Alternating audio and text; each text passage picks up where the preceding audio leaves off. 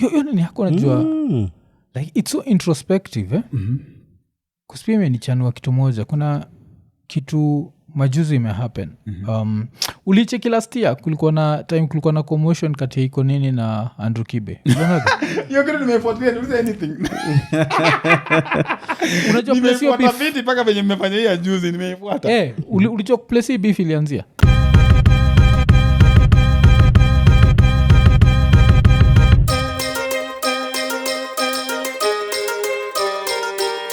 So the anti-corruption division of the High Court in Nairobi ili freeze 11 bank accounts za Mr. Kanani and his family, sindio?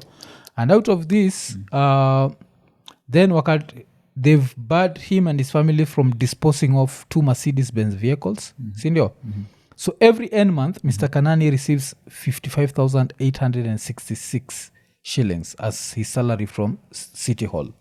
But apart from this, he owns a townhouse in Phenom Estate, Langata, a residential and rental property in Busia, an apartment in Langata's NHC, an apartment in Kahawa. Watu wake wawili wale wako underage, wako na each yuko na 3.56 in their accounts, 3.56 million. So nachiki like this, such a big footprint. Is there a declaration that he used to go to the office every day? Yeah, I think so, yeah.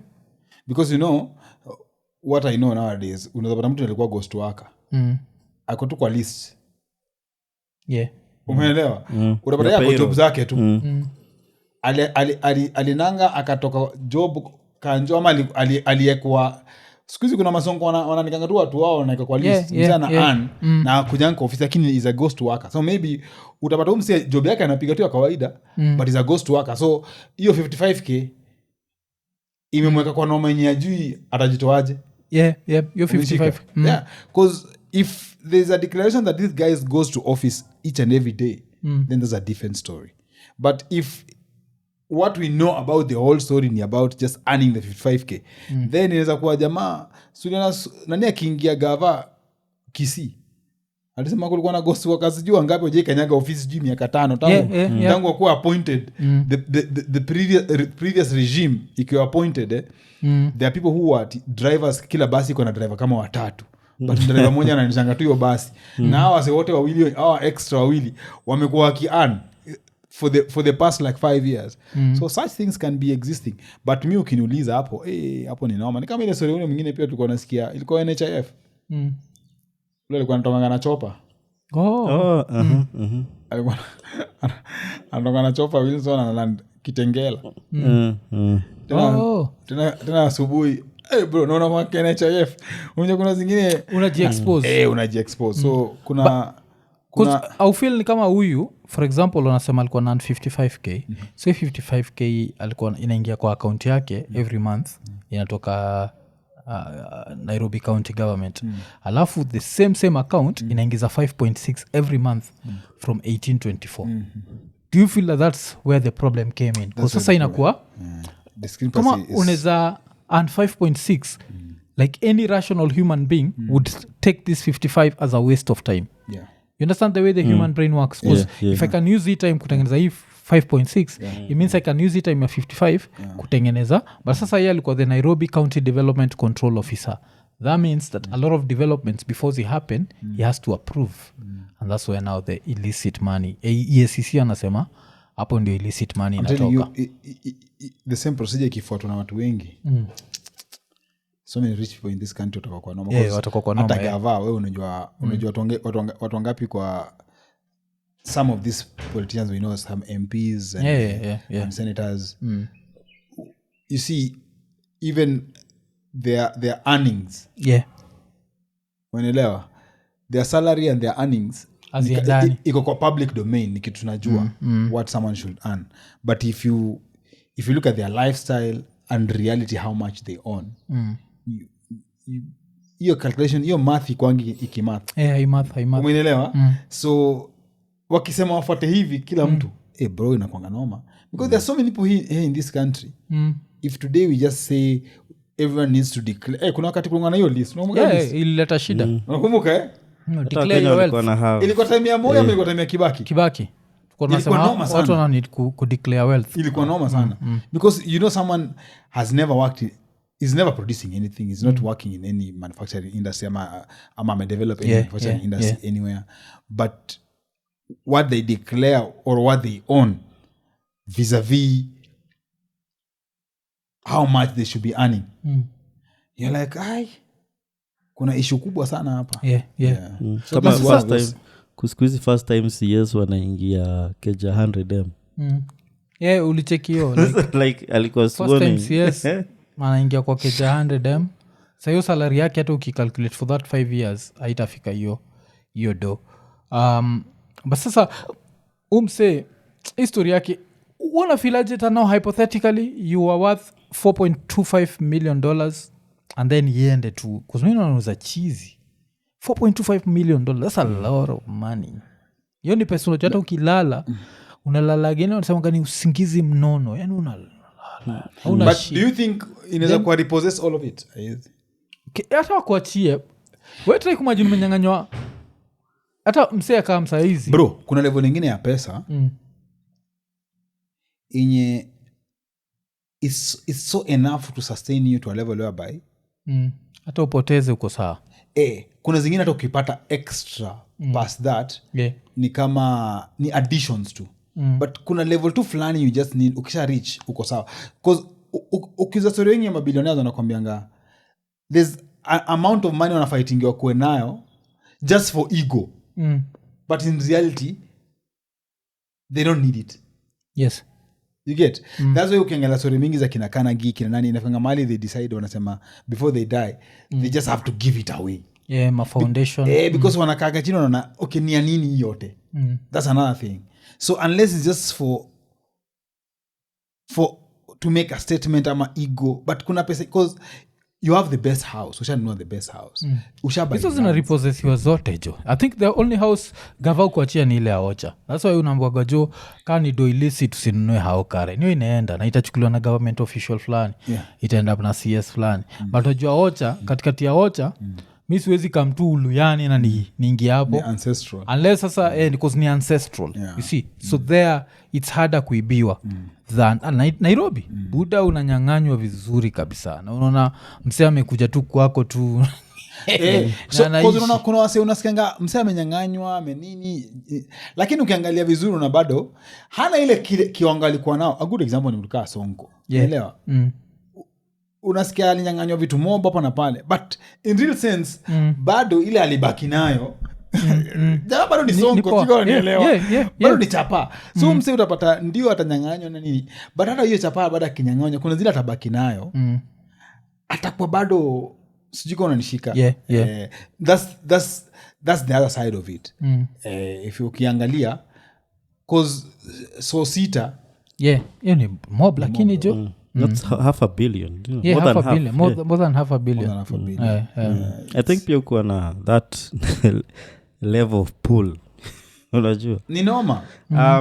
Just to make sure to say you're not advising people to be corrupt but what you could have done if you wanted to survive like actually disassociate from these accounts. So alafu hii yake ni interesting because unajua yeye ndio tunamuona yeye ndio maskandal zote zinamfuata but unajua the co-owners alikuwa na ma-co-owner wawili. Kuna msemo fulani hata simjui kabisa kinaitwa Biko Ochieng Gwendo so he's one of the owners love the other owners unamjua msitwango George Luther so ni ase but msemo moja ndio iko kwa spotlight alafu na feel ni kama Kenya vile umetaja Sonko na feel ni kama Kenya the easiest way kuclean ni kuingia politics ndio kuzikishaingia politics unajua uzajitetea I'm being fought politically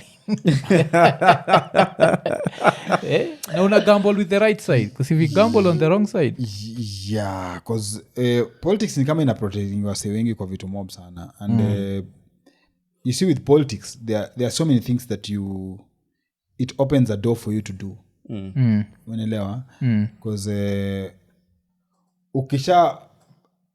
ukisha kwa na buy in the society community na vitu kama hizo it's so easy vile unasema tu utatumia hiyo kadi ya I am being fought politically and then watakuja kutetea lakini msema sometimes I working bro tuliona Sonko watu wanapaka wakaprotest lakini bado kesi iliendelea si rahisi vinyoto unafikiria kitambo maybe lakini sasa si rahisi vinyoto unafikiria because we saw Sonko paka kanyanganywe like bro unajua kutolewa paka kwa gawa na si kitu rahisi kutolewa lakini alitolewa akaanza kupigwa vita sijui corruption ya hii na kesi ziliendelea so sometimes gava ikikuamulia imekuamulia bro ikikuamulia lakini kuna wengine of course wanakuanga maybe protected but gava ikuamulia na si ati ni kitu ya Kenya peke yake hata majuu if you read those stories you discover that there are people who are on the right side of government that have been protected for so many years that there are things you can't do alafu na feel pia kitu ingine watu watakigi advantage of ni ile ushisikiaga any transaction I don't know how much saizi but Kenya ilikuwaga as long as transaction iko below $1 million ilikuwa haizi ripotiwa sindio ikipita tu 1M na kuwa flagged fika 1M na kuwa flagged 643 transactions look like a lot but they are not a lot ukikuwa nikifanya zako unadu zako na wife anadu zake mkipeleka nje unajua ikiwa huko nje kuirudisha ni hard kushinda ikiwa hapa ikiwa hapa sijui iko pale ati Thiongo bank Thiongo anadungiwa kwa like tutafunga bank anapatiana details zako zote so I think nini but hiyo ndo manye iko but Kenya it's an interesting country kuna zapa ukimake bro lazima ukue ujue venye utakuwa everything must be very legit with you na inakwanga unfortunately when things watu jazia kufanya vitu in a straight way inabidi ni kama majority of the people who make it wengi wakufanya the right way umenielewa so inakwanga so hard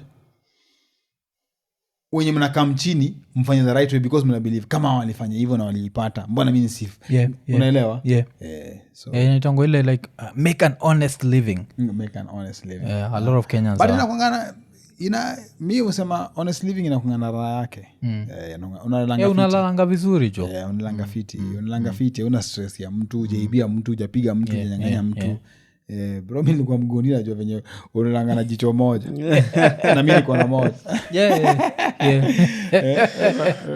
unajonga venye ni noma so senye unapata tu piece ya kudoze dose to fiti sijiingize kwa vitu zinaweza kusaidia that's the most important thing alafu tukidigress kidogo kuna story ngine ulitupatia unrelated kiasi kunasema kuna time kuna sikiza best yetu Rapture ukanotice something that's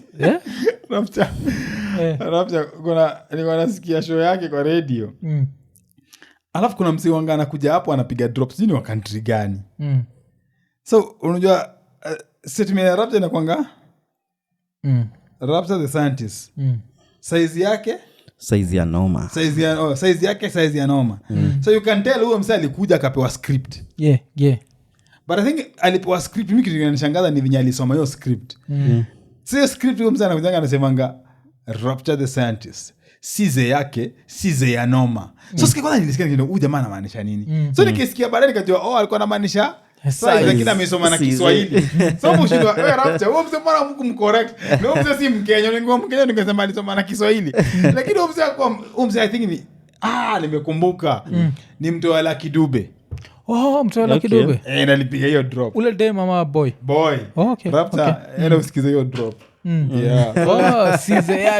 size yake so kila saa nikiwa Rapture najiambianga tu Rapture the scientist size ya noma maybe alionaga ita stand out hivyo akacha tu hivyo baby it's a good thing because it makes people wanaongea about it na nilikuwa naona story ya one of the bodyguards wa MJ alikuwa anapigwa interview akasema Michael Jackson was the master of manipulating the media because why is saying that akasema the time kulikuwa na story na inasemekana ati mapo yake nitakudrop ziko unakumbuka nakumbuka huyo ni myang sana hizo kwenye serikali wewe unajua hiyo story ya Michael Jackson na mapua fake news so kulikuwa na story imetokea ati Michael Jackson mapo yake inaenda kudunda so alikuwa anataka kutoa album fulani at that time akasema venye wasao nazidi kuongea hivyo so the best thing hata kitu nitafanya nitatoka kana nimepiga Elastoplas kwa mapua ndio sawa waseme ni ukweli na akaambia bodyguard wake in fact nitatoka nao nje nipige nao lap kwa street afu nirudi the whole of next week everyone will be talking about it and then the other week na drop album bro hivyo na MJ alifanya okay na hakuwa na shida ya mapua inaenda kudunda because his condition of course ilikuwa vitiligo and vitiligo is one of those conditions that una losing pigmentation in skin so of course MJ you could really fanya ashindwe because huo bodyguard anasema ilianzia kwa neck going up so ikakula uso na sasa MJ akaamua tu ile statement mnasemanga once you go black ni uongo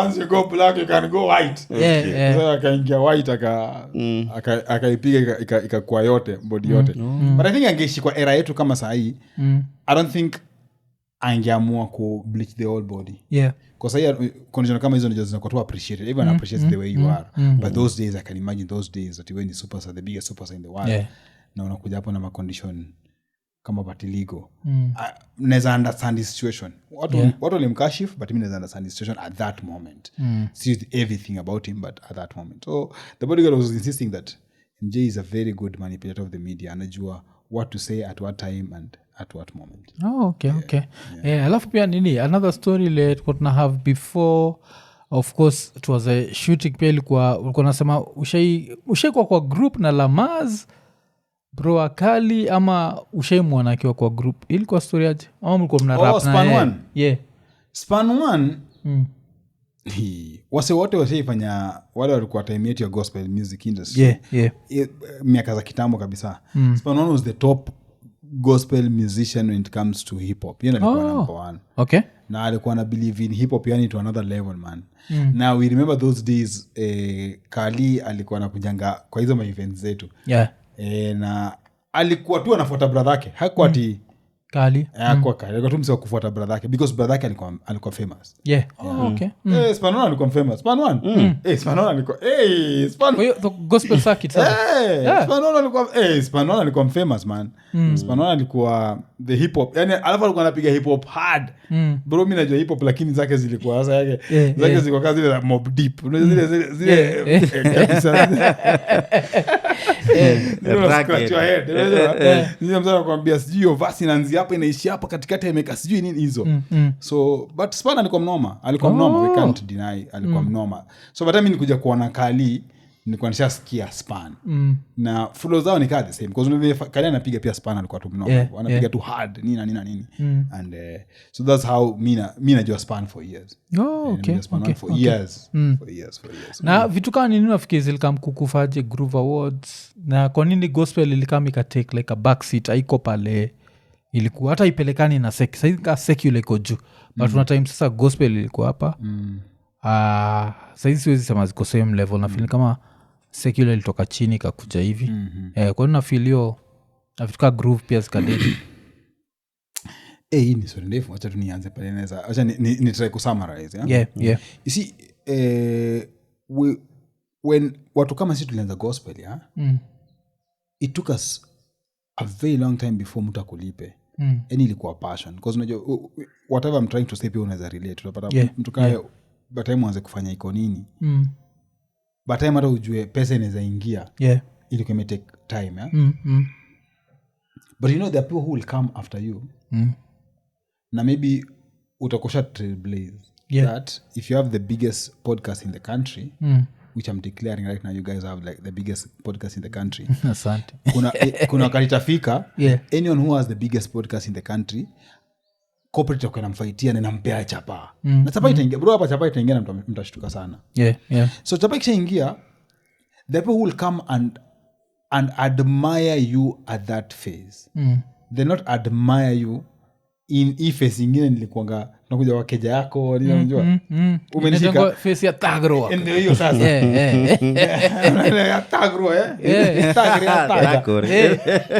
tagro ya tag yes sasa this what happened but time tuko tuna trailblaze ilikuwa tough bro ilikuwa tough sana and there are some things we had to force for it to happen because unajua number 1 si tukianza gospel music no one was allowed to sing as a solo artist hizo siku ilikuwa ni kwaya. Kama unaimba mambo ya Mungu lama memba ka kwaya, AIC buruburu kwaya, sijui nini Jericho, sijui nini na nini, you have to be like that.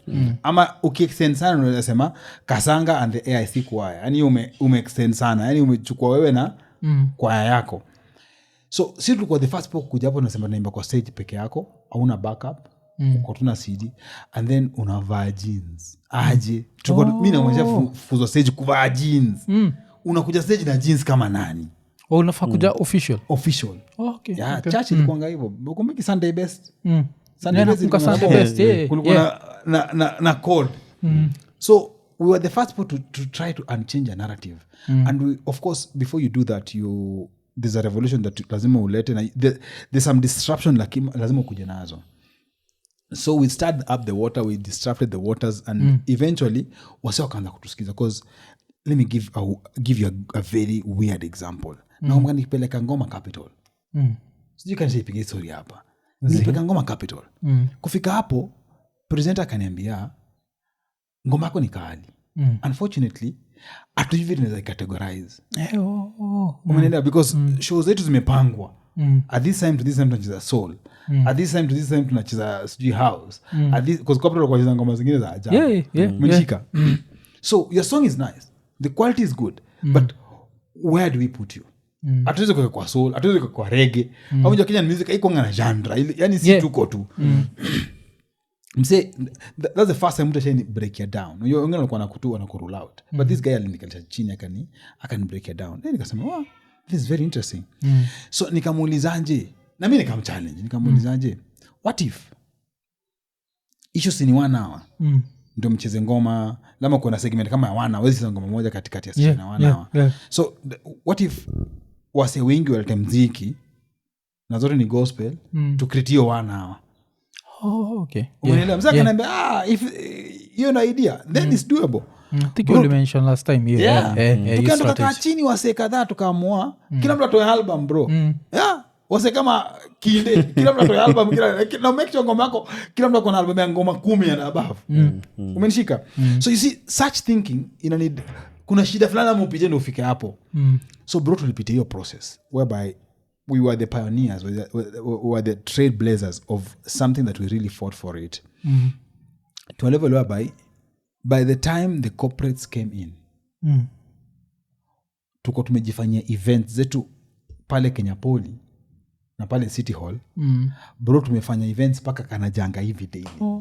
Umeelewa? Tuna force. Because unajua sisi tulifanya nini? Our idea was tulienda high schools, tukaanza kuongea na watu high school. So wakifunga shule wanakuja event yetu. Bro, tulipushia kitu paka yafika mahali, we became a believable brand. Anyone felt like we need to invest in these guys. Mnangana kila siku episodes hapa. Everyone felt like we need to invest in these guys. So the most unfortunate thing came in was when the success came, ilipata wase wengi off guard. Mshika ilipata wase wengi off guard. Because you see, corporate itakuja wachukue nyinyi wote. Ndio mlienda wao nyinyi wote. But tunaona hata wao wanasemanga, they went, wakashinda, wakapiga hiyo territory, wakachukua the women and the children and the gold and the silver. But wasemanga waligawana the spoils hao wote. Unapata generals na walipanga na hiyo chapa. Hao wengine hawakupata hiyo pesa. So the same thing, when success came, I kujia everyone.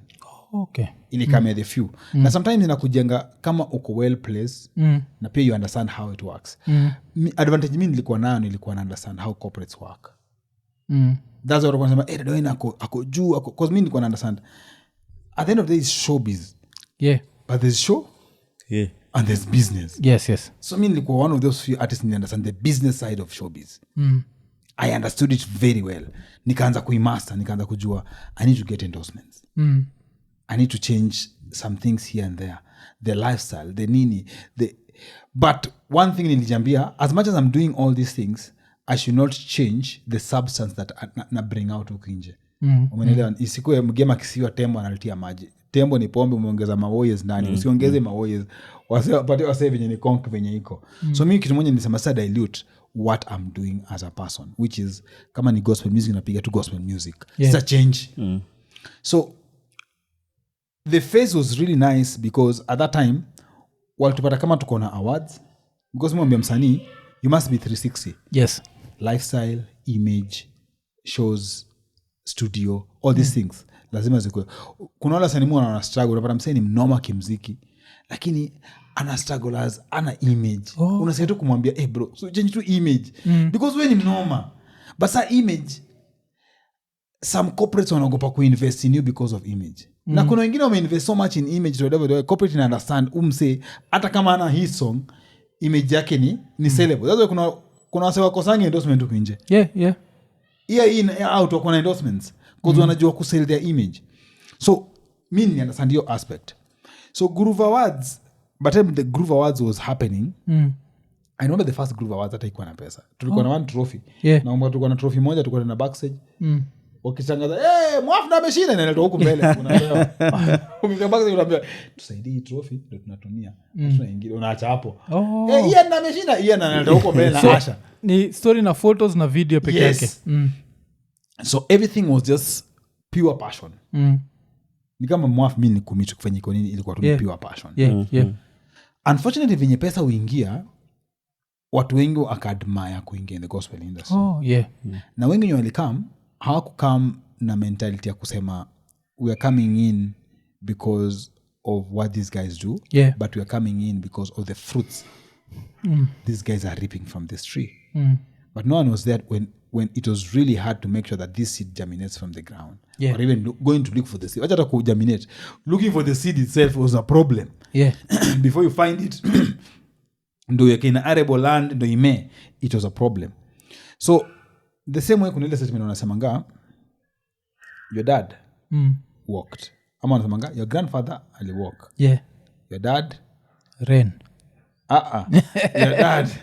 your dad ali inonga your grandfather alitembea.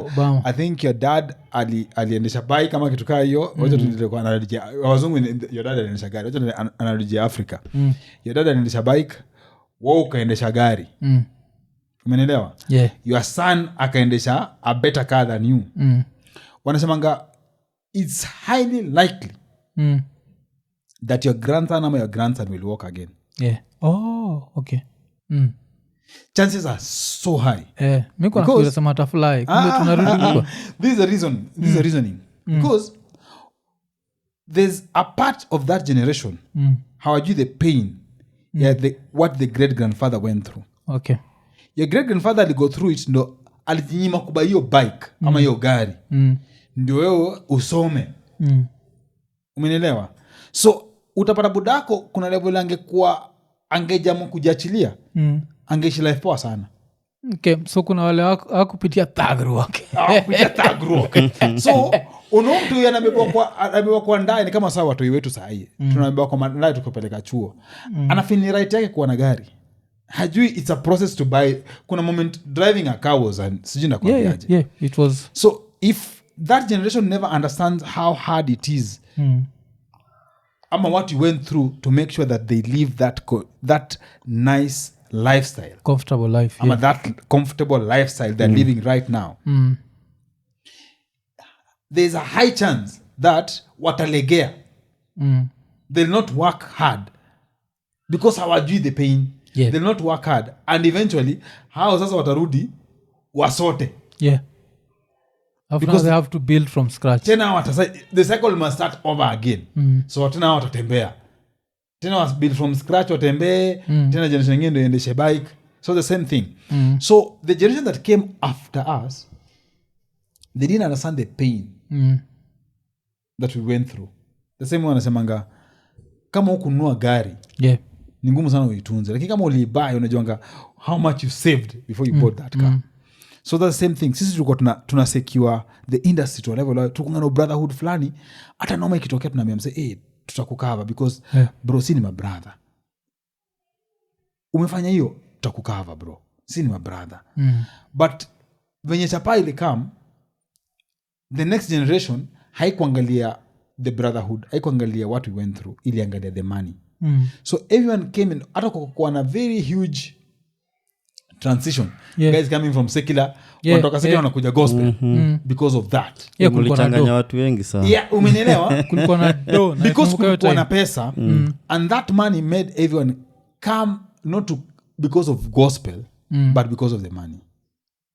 Yeah. So sisi wenye tumepitia hiyo transition yote hatukuwa moved. Mimi siwezi kusema nishaikuwa moved about the money that came in the gospel industry. I've remained the same. Nimekuwa ule msana napiga tu muziki zangu the gospel ni zile. I don't care if I have views or I don't have views. Yes. I don't care if I sell or I don't sell. That's why I do albums, because albums zinakupatianga, mimi husema album inaweza ku humble. Because in an album there are some songs zinajulikana, songs zingine hazijulikana. Na hazijulikana haikumaanisha huku put in the effort. Utapata all the effort but unakuwa humble, unaambiwa itoshi, inatosha. So mtu atakufanya albums because of that. But there are some people who came after walikuwa na hiyo point ya number one, walichukua na walifeel ni kama it's their right to become who they are. Because ilifika mahali unajua ushalima hiyo shamba, anything will throw it amea. Yeah. So hao msana tokana na ngoma moja ina hit manze na anakuwa household name. Sisi manze ilikuwa lazima ufanye album kama 5 ndio kwa household name. So you see it's really hard kuanza kwambia mse bana hii shamba ilikuwa ngumu kuchimba, anashinda ni ngumu aje na mimi nilikuwa tu mbegu moja na ikamea. So before ukuje mwambie bro kuna cycle drought inakujanga inapiga hii shamba. Uwezi piga sururu hapa iingie. Anashindwa aje. Because ajaiona. Yeah. So sometimes it's really hard to blame them because they never saw it. They never, nikaba sahi, there's a very big sorry could I digress kidogo. There's a very big project going on in the Sahara. Chini ya Sahara ito nini? Just below. Delta? Chini ya Sahara. It's something called Delta something. So from the Delta up to the Sahara, there's a very big project inaendelea. Into a green belt or something, green something. Hii project ni ku make sure that wanda kupanda miti across the Sahara. Unaelewa? So across the Sahara wanda kupanda miti, na imagine imeshaanza. Na imagine wana believe watapanda miti paka ikuwe ni kama nini ya kawaida. Umenishika? Ikuwe like a normal savanna. So you see in the next like 50 years it will be very impossible kuambia watoi that hii place kuna wakati ilikuwa desert for more than how many years. Because hapa imeandikwa below the desert kuna a prehistoric mega lake wanaita the Nubian sandstone aquifer system. Sisemi below kama underground. Like nini? Kikuzipi wanasema unajua nini wange imepangwa Africa. Si unajua kuna na Sahara desert and then kuna rainforest which is Congo and all that and then kuna savanna which si tuko savanna. So in between unaweza countries za Burkina Faso nini zinaongana na jina the delta countries or something. Nikatu delta in Africa utaona ni delta state. So geographically kuna jina delta regions. I think in the delta iko na jina yake fit lakini hiyo delta region. So you see going back to my point is when this green something that ina happen huko in the savannah right now na nimewatch kitu kianza paka ni kama belt fulani wanapanda miti kutoka side ya Mauritania paka hii side ya Egypt through Libya all those countries, Niger wanapanda miti hapo na wameanza na shrubs na wameanza kuonyesha transformation that this thing is really working na it's happening. So inamaanisha in the next like 50 years ama 25 years itakuwa different. Umeelewa? So the kids who will come after that watashinda mnawaambia nini ati hapa hata kupanda mahindi iko inamea. Na hao sasa wanapanda mahindi wanavuna. So nimekuget watu yote kata hata miti. Umeelewa? Utapata na kata miti wanakuambia miti tunakata hizi miti tumekuwa nazo hapa. Zimekuwa hapa. But ukiwa kuja waambia bana acheni kata hizi miti. Hizi miti zilikatangwa. Mvua ikaacha kunyesha kulikuwa na desert hapa. Mzana kama desert gani? So sasa hiyo the only desert mtapata example ni maybe ni kama Namib ama Taklamakan. Ndio Taklamakan. Taklamakan. I think in Taklamakan. Taklamakan, the great desert ni Taklamakan. I think in Taklamakan. Yeah. Yes. Mi nakakam kwa deserts muja tu Sahara just planiki Hapana, kwenda kuna ingine hebu angalia the Taklamakan. Sub-Saharan Africa. Angalia the Taklamakan. Yeah. I think Desert one, serious. one of the toughest terrain in the desert. Hebu angalia the harshest desert in the world utaona kama kuna Taklamakan Iko hapo. Warabuni ha? I think iko China or something. Yeah, okay. Yeah. So my point is if you realize that hao watu watakuja hapo in the Sahara afu wapate hakuna kitu waanze kuambia usikate miti. Wanashinda tusikate miti aje. Yeah. Na hizi miti zimekuwa hapa 50 years. So that's the same thing that really happened in the gospel industry. The young kids who came after is sometimes wasi wa blame. It's easy to blame them, but pia ukiangalia on the flip side sometimes ni ngumu sana kwa blame because hawakuona the struggle. Umeelewa? Ni kama mimi mtu yangu naambia budangu grandfather yangu akuendesha gari shanga aje. Na mwana madhake anaendesha gari, budake anaendesha gari, anko zake wote anaendesha gari. Unaambia ati grandfather yako akuendesha atashinda, hakuwa na gari aje. Umenishika? So that's the same analogy. So sometimes it's really hard to blame that generation. Kuna some part of it you can blame them. But kuna wengine wanashindwa, it's really hard to blame because hawakuona the struggle. Hawakuona what you guys went through. Hawakuona. Si banze to go through a lot. Najua hizo nini. Hii Taklamakan iko nini? Iko? Number 16. Taklamakan. Do you know this at desert ziko na types? Yeah. Nafikiria desert ni desert. Kuna Taklamakan, but it's one of Taklamakan iko south China. Yeah, ni Asia. Okay. But I think it's Eastern Asia, China. Yeah. At it's a cold winter desert. Yeah, the Taklamakan. Okay. Inakaa msewa Hata last time kuna vile ulikuwa unatuambia about sijui. ulikuwa penda jog. I think napenda sahi. Najua hizo kuna vitu su discover later. Yeah. So hawa toi ukiangalia vizuri kuna zingine ndo blame but kuna zingine unashindwa how will you blame them. So at that time by the we thought we are passing on the baton, but it's really hard to pass on the baton to someone mwenye unajua napendanga this analogy vizuri nasemanga una watu wa Wahindi. Mtu wa Muhindi kama ulienda chuo alafu ilikuwa na Wahindi unapata mtu wa Muhindi akitoka chuo nda kwa shop kulanjia do atalanjia buda venye anatafutanga pesa. Wengi wetu mabuda zetu watajua walikuwa wanafanyanga nini bro. Si tumejua tukua big. Unajua exactly mdogo alikuwa anafanyanga nini ndio. Sikuwa najua ranki yake kwa ofisi. That analogy is very watu wa India wanenanga pale kwa shop. Atashinda hapo na hata kwa primo anapewa change. Buda anaweza fikisha hiyo change kwa huyu customer lakini anapata katoe peana hii. Anataka mtu ajue what is money. The feeling, the process. Analan mapema.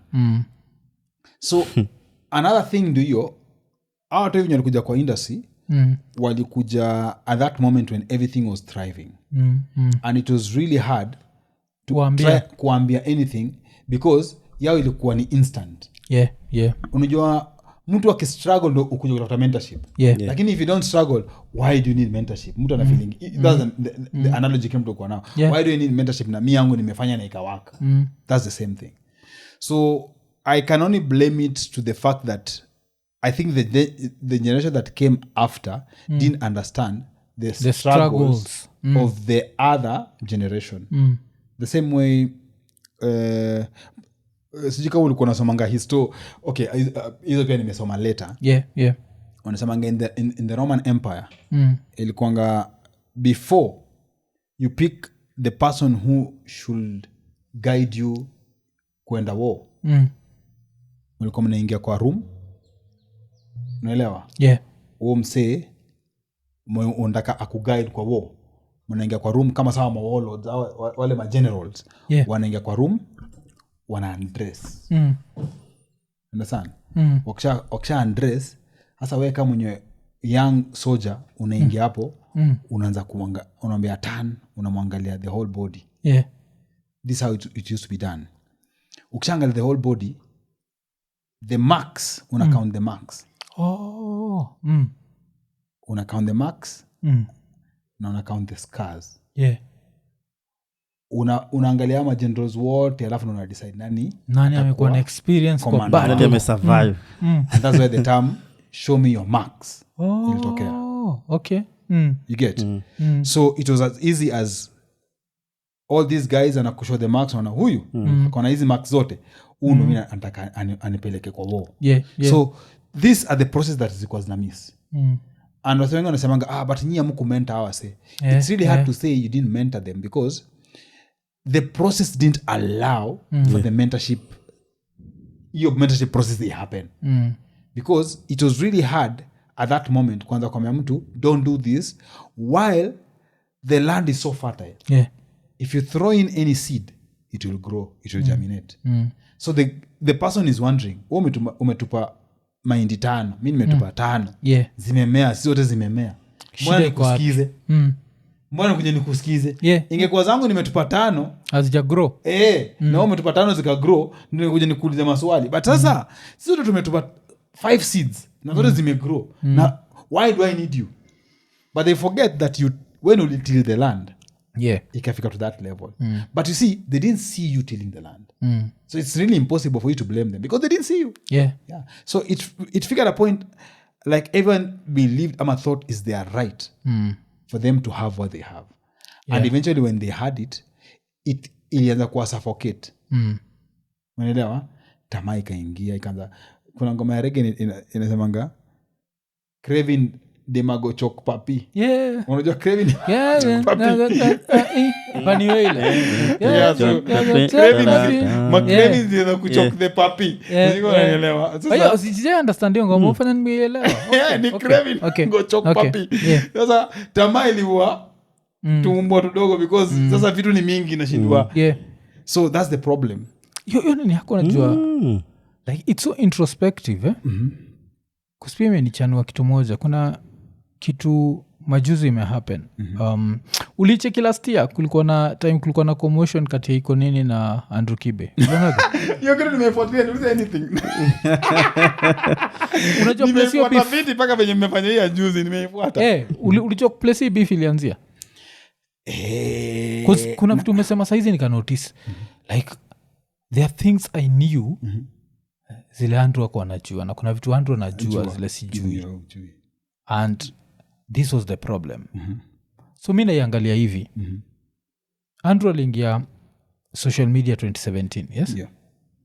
Akaifanya for a very short time, akaenda up on radio. Alafu after kuenda up on radio, he became the mega superstar he was. Sindio? Alafu vila li quit mainstream media, akaenda online. Akakuwa na hii freedom ya kuongea. Hakujua, according to mimi, hakujua internet ndio imempatia hiyo freedom. Not the fans internet. So now mimi because the fans will listen to you anyway whether you are where mimi to rewind nilianzia mainstream chikia ilianza internet akaenda mainstream alafu back to internet mimi nilianza na mainstream so mimi niko najua weaknesses za mainstream zote because I worked in mainstream for very long. That's like a corporate setup. Yes, but apart from hiyo nililanigi how hard it is to start a business without hizo structures because mi nilikuwa Ghetto ikidevelop I was there and I saw how much Ghetto Radio struggled why family struggled mpaka ika close down. So mi vile nita approach vitu vile sasa eventually sisi tukikam tuanza kuingia internet tunaangalia Kibe tunaangalia vile Kibe yuko successful kwa internet tuko like hey. But tunakumbuka hii Kibe yu wangeaga hivi na kitu inafanya aongee hivi na hajui subconsciously hajui ni YouTube imekupatia hii freedom ya kusema fuck corporates. Hiza John nimekaa kwa show yako but YouTube nimekupatia hiyo freedom. The minute umetoa cause YouTube hii time unasema hivi hao wana kushield si lazima uende kwa Jumia. YouTube ndio kwa katikati yako na Jumia. So they handle Jumia for you but at the end of the day bado do una make your corporates. How you make from thin air it has to come from it's coming from corporates. So niki fast forward the reason why tunasema hivyo majuzi I think on Saturday Kibe ali advertise his rate card. Afasa akamuuliza buda jo are you targeting corporates because all along hakuwa anajua even when you think you're not dealing with corporates, you're still dealing with corporates. It's just that umepata mtu wa kukushield from their bullshit. Since watakao na masheria mob, YouTube wana handle that on your behalf. Then ile time umetoa hiyo YouTube hapo sasa, wale wase kuzoso kunini pia kuna kitu inaitwa emotional maturity. It's not about age. It's about kuunderstand vitu. Kuunderstand that saizi emotional intelligence. Yes, emotional intelligence. Yes. Tutaka saizi naambia dadio buda jo usijali jo weenda tu pale waambia wase hauhitaji sisi tutakufuata mimi na Ian tutakufuata to the kilona sahau. Yes, people want to follow you but their reality does not allow that. Like for example, America cost of living is so high and quality of life pay iko high that subscription works easier. Like unomsa naitwa Jordan Peterson alikuwa naulizwa about his earnings na kwa samaga you make $80,000 every month from Patreon. That means you can survive strictly on Patreon. Hata tole YouTube ata survive na Patreon. Sisi are there like 16,000 Kenyans ready to give you $5 a month. Are they there? Ni hard. Why? Because cost of living yetu iko whatever. So saizi vile umesema juzi vitu zote nikaangalia like hii experience nani alikosa. Alafu shida ni unajua Kibe is such an imposing character. No one would ever tell him the emperor that he's naked. Hakuna mtu alikuwa anamwambia like Buddha reason the emperor is naked. Yes. The king is naked. Yes. Hakuna unajua like the reason unaongea hizi vitu zote. Ni juu ya hawasi, ni juu ya YouTube imekuprotect from hawasi. Reason uko na hii S5F ni juu ya YouTube iko na nini. But sasa unajua kimwambia hivyo yana jam na wewe cause instead of ku face the message ata jam na the messenger. So iko like wewe. Lakini sasa hizo unajua ukiweka red card sisi hakuna wasosemaga iko nini tunatafuta corporates hakuna place yote tunatumia advertise red card kusiujuaga as long as hii kitu ina exist so tuta protect our platform ya YouTube ndio tusideal na corporates na tusiput pressure on fans because fans watakuchocha jo niko sure ushaifanya event ama something where people told you Buddha tunakuja and then no one showed up. I'm sure that has happened to you. Ni mara mob sana Emotional intelligence wasalikuwa hapo Buddha mara mob sana yani hata sijui nakwambiaje the same way mpige sababu najambia hata ukifanya event tu upate 0.01% of your followers wakuja watoke utaomoka but sasa jiulize kwa hao followers ni wangapi wa real yani wanaweza tokea ni wangapi wa real hata wanaweza kubali to invest in whatever you do. Sometimes unapata wana kusupport hata si one of your followers ana admire what you do by far but ajaichukua time hata kuklika aseme na followers ama na subscribe kwa hiyo so I think your emotional ni important sana vile umesema juu nini nikaona nani hakupitia hivi tu si tulipitia like mimi nishaona hii industry yetu for like the media industry I've worked for mainstream nimedo something on radio nimedo something on TV and I've done something on the internet alafu yangu inakuja like from 2004 to saizi ni 20 years experience si ndio in the media space Kibe ni 7 years experience from the outside looking in, I start to assume he's more experienced than me, but I'm more experienced. So the way I'll approach things, najua, at the end of the day, someone is shielding you from the corporates, but it's the corporates that are doing everything for you. So, haitaisha. Hii interview ya majuzi. Okay. I think the beef iliisha. The only thing linasema ni the same people walisema I was wrong. Nataka saizi wakamu waseme Mwafi you are right. Because sisi hatujaipatia na red card and I hopefully hatutaipatia na red card hatutai in the public but saizi imedon kwake because ukiandika red card yako ni $2,500 will an individual pay you $2,500? Of course the people we are targeting at the end of the day but there are more corporations than individuals of course there's kuna msana anazanga how much do you charge to perform you see kuna pesa ndasema which I am so sure there's no one who can dip in their hands in their pocket and decide that acha nipe pesa ama unasema charge fulani itakulipa pesa fulani but you're so sure to a corporate there's an amount that's pocket change.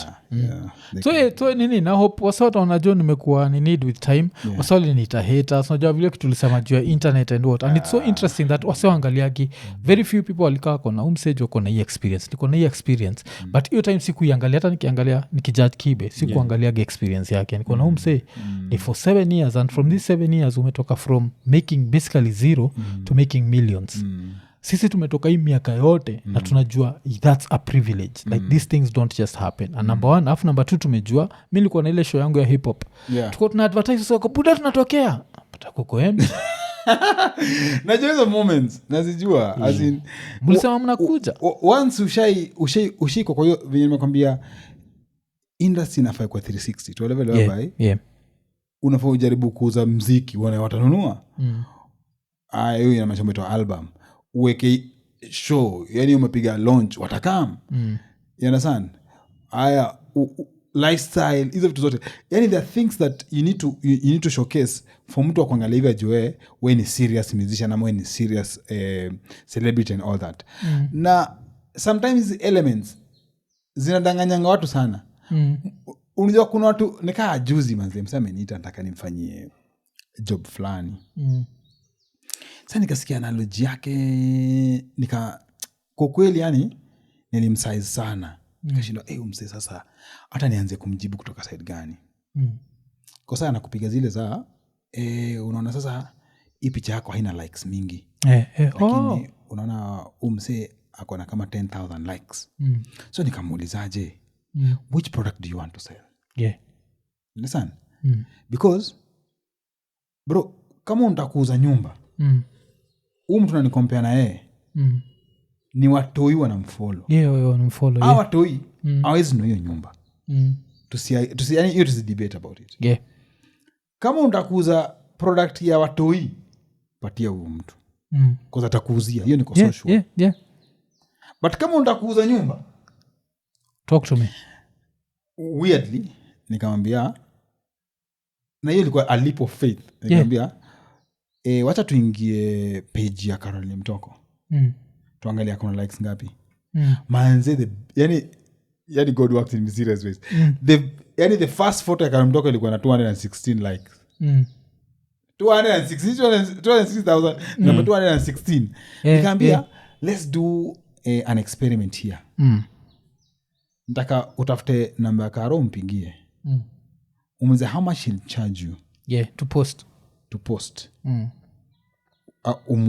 akuzie hii nyumba alafu upigie kijana picha yake moja kuna 10,000 likes mpigie mweza kuchaji how much utaona the difference and then upost uone nani atakuzia nyumba wa kwanza because people don't understand that things work in a different way there are people who will buy into IKONINI because anafeel so an appeal to a different crowd, a mature crowd that even if I post something there niko so sure kwa watu so tatu sasa kwa mtu mmoja mwenye atamekata inquiry unajua kuna ile because you know sometimes conversion haikwangi lazima umeuza hiyo kitu conversion can be an inquiry because Coke advertise ndo mnwe soda Coke sometimes we advertise because nani hajui Coke siko naelewa so Coke sometimes we advertise for awareness they don't advertise for conversion or advertise ati sasa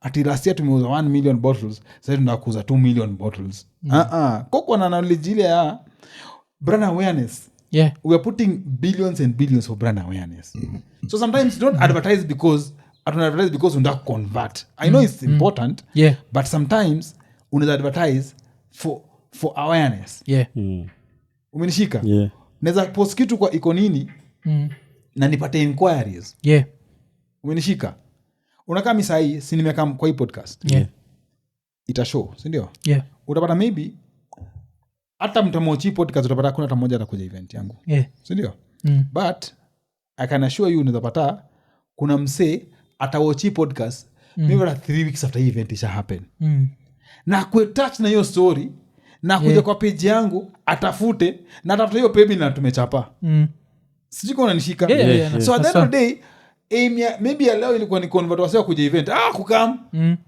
but brand awareness itasaidia whatever I'm doing itabaki kwa mind wa say even kuna mtu maybe niko naambia msee there's someone who will watch this show ama advert nataka nifanye na maybe usiku anayo pesa but maybe 3 years ama 3 months down the line apatio chapa sasa back na tanunua but at that time maybe utasema siku convert but ni create awareness akuja buy 3 months utakuja niambia ule msee utasema tu wewe convert na utanipea hiyo job but in real sense sometimes approach people for brand awareness don't approach everyone because unataka clicks so kwa analogy yangu anyone who wants to advertise something usikuje na mentality huyu jamaa kona views huyu jamaa kona likes huyu jamaa kona nini kuliko mwingine first and foremost consider your brand in appeal to who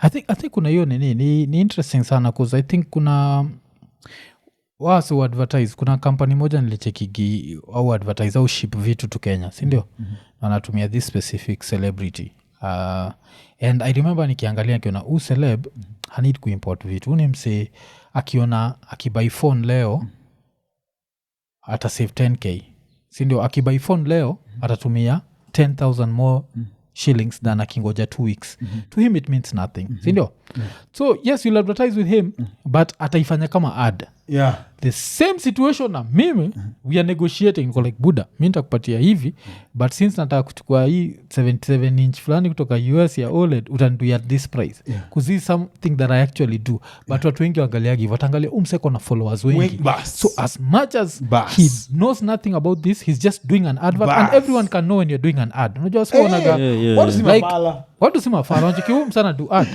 but me ikikam to hizo stories za imports so then tu kwa track records shows za IKONINI I'll talking about it kuna channel yangu itoga Luthuli Avenue Mubonga wasata wana nikibonga juu yake naambia wasi hapo utasave hivi but yes a lot of people just look at the numbers not the interactions not the what how believable is it because nakumbusha like hiyo vile bonga juu ya community nakumbusha last year tukiorganize stand up ya Rapture tulisema tuende nini ya 200 people tuko like hibudajo tukiendea place big tunaweza haibishwa then kitu katuambia tu hii kitu sisi wenyewe tu tukipush vizuri for 3 months instead of a short time let's do it for 3 months tunaweza jaza hiyo like tuko na target Kenya cinema hapo chini tulijaza mpaka sasa kaenda juu ndio hiyo but hiyo juu we knew we created a community and this community ilikuwa with zero corporate help with what would we have loved corporate help yes because we'd have had a better stage of course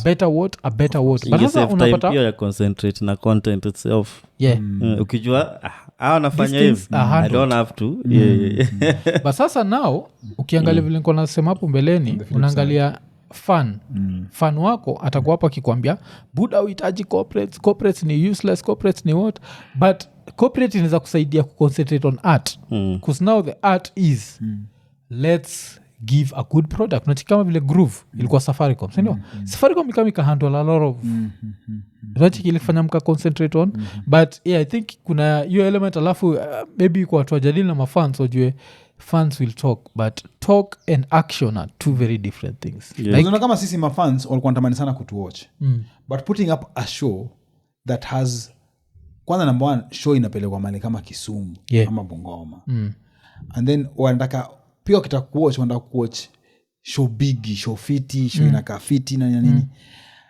I don't think kuna msanii ange afford kuputa hapa hata atua ufanye show kama hiyo but when Safaricom came in ilipatia mafans that opportunity that unaweza watch the OWEN kwa stage imeset up ki-international ni stage big sound ni hatari na si the OWEN peke yake utawatch the OWEN Emikos Gay Rose Mohando Saizeit yani hawasi wote utawatch hapa at a very affordable price live and unaffordable ilikuwa free okay nacheki umenishika so surf all they tell you nyinyi kuja hapa mbuy airtime vitu kama hizo si ati ni lazima but wanakupatia option ya hizo vitu zote umenishika so in real sense ilikuwa ni free but you can imagine how long it can take as a gospel industry kufika to that level on our own ingechukua like forever ingechukua like forever because before mafans kama hao wanakuja hapo kama 5000 fans kwa grao wamejaa hapo Kandui Stadium before ujaze Kandui Stadium bro kwanza marketing utapiga pale wewe mwenyewe huwezi afford kupigia marketing haya hata wakikuja lazima waone kitu fiti before wakuja hapo waenjoy wajue ukisema alafu unajua watu wa Kandui wakisha watch ukisema next time hii itakuwa Afra Stadium Afra wanakumbuka Kandui ilikuwa noma pia Afra itakuwa noma. So how many artists can do such tours even today because mimi niliona Nyasha alijaribu but ni heavy bado kwake I don't think hata alikuwa na make any money na pia Sauti Sol alijaribu tour but it's not easy bro it's not easy so una mtu kama Nyasha utapata I don't know his books but mi ukiniuliza na feel ni kama most ni hiyo brand awareness make sure tu ana cement relevance yake na nini nabaki pale but kusema tu ati from get collection na everything ati anarudisha chapati I think pia ma corporates walijumpia hiyo ndio uzuri wa corporate saizi because Biana alikuwa anatuambia walijump last minute but they showed up but walijump but ukianza ni hard na unajua kuanza kuset up sasa an event watu hawajui jua kuset up sasa an event bro tunaanzia 6-7 mic and above so from the coffers bro si rahisi mse atoke tu kwa ekele 7 meter yake na hajui itarudiaje sisi kama kuna hiyo guarantee uko so sure utalipisha 1000 after event unajua ulitumia 7 mic utarudisha utapata gross kama ya 15 kwa sawa hapo unajua ukifanya defense zako uko sawa lakini kama haujui hata utarudishaje it's really hard man it's really hard and that's why like now for space kama zetu zile ni podcast like a podcast production hivi kitu ni jazz ni kuna this thing it's just an idea I had back in the days na msali plantigi seed kwa kichwa wangu alikuwa anaitwa nani kuna boy wangu fulani Mrwandese stroke Kenya anaitwa Royal hajuagi hata sijamwambia ndiye aliplant seed kwa kichwa wangu kuna kitu alikuwa ananiambia then nikafikiria what if someone was to give like individuals who support you and say they are sponsors of something I think alikuwa anataka kuanzisha studio alikuwa anataka hii studio yake isaidie upcoming ilikuwa yeye na bro wake I don't know why they shelved the idea I'll ask him about that so with that in mind hiyo time ndio nakumbuka nikifikiria what if watu wanza kusema this is sponsored by then unasema jina yake that's why nikaanzishaga kitu kingine sufanyaka Ikonini ile msaki to support financially utapata nimesema like show iko supported yani episode iko sponsored by Daddy Owen blah blah blah understand ama Daddy Owen keeping the doors open iko nini doors open unacheki hiyo nilianzishaga juu hiyo idea and to me nilikuwa naangalia ile from before you convince a corporate to support you it's so hard why don't you start with individuals because people like people will never forget how you make them feel sindio so kuna wale wase unaonaga umemfurahisha mpaka yuko like buda jo lazima ni wasupport buda lazima ni wasupport kama kuna kuga na boy fulani ule amekuwa day one wetu for a very long time I don't think even Ian mjuaga ni boy fulani nickname yake waga Kavajo sijui kwa nini hiyo jitaga Kavajo so waga ni boy wangu sana na kuna time hiyo nipigia tu tunabonga hata ikuwa giju ya nini ama nini and na kunga kiniambia like kuna ile time atakuwa ameboeka pahali like ameamka asubuhi hivi akiamka the first thing you do kuziko majuu ni kutafuta Ikonini so anasemaga like alikuwa sio nganiambia how he discovered it but inakuonyesha how if you can convince this individual hopefully one day you can convince the corporate but don't forget this individual ndiye ana keep anakupatia ile freedom ya kusema kilo nataka because corporates pia wanaweza kama na kuchange but pia usikamu fikiria kila fan ni kama huu mse mmoja because I think your time so come tuna confuse numbers like maybe si tuangalie tumefika 100,000 subscribers that means we have 100,000 people if we start selling if every subscriber starts giving us 1 shilling unajua hizo ujinga 1 shilling every day do you know how much that is life does not work that way I see hivyo haiwakigi hivyo so I think hizo ndio vitu zile unakaa una learn slowly you discover so ni lessons gani wamelani ile unafiligi unanid kuambia watu because me the most unpopular ilikuwa hiyo yangu ile nilienda plus 10 nimechapwa but when gani like an unpopular lesson ndio utaka kuambia waseba tunaogopa maybe backlash ama